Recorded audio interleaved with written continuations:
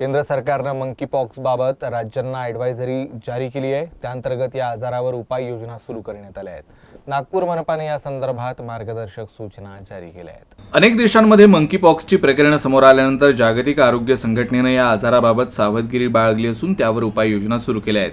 केंद्र आणि राज्य सरकारच्या ॲडव्हायझरीनंतर नागपूर मनपाने देखील मार्गदर्शक सूचना जारी केल्या आहेत। मेडिकल आणि मेयो रुग्णालयांमध्ये विशेष वॉर्ड तयार करण्याच्या सूचना देण्यात आल्या असून विमानतळावर मंकीपॉक्सची लक्षणं असलेल्या प्रवाशांच्या चाचणीची व्यवस्था देखील करण्यात आली आहे।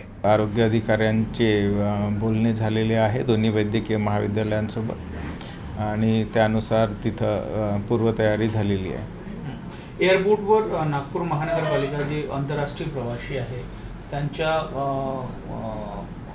जांचसाठी कोणी विशेष व्यवस्था सध्या तरी प्रत्येक प्रवाशांची स्क्रीनिंगबाबत तसं स्पेसिफिक सूचना नाहीत, मात्र एखादा संशयित प्रवासी आढळल्यास त्याला तात्पुरते एअरपोर्टवर आयसोलेशनमध्ये घेण्याची व्यवस्था आहे आणि त्यानंतर त्याला आयसोलेशन कक्षामध्ये शिफ्ट करण्यात येईल।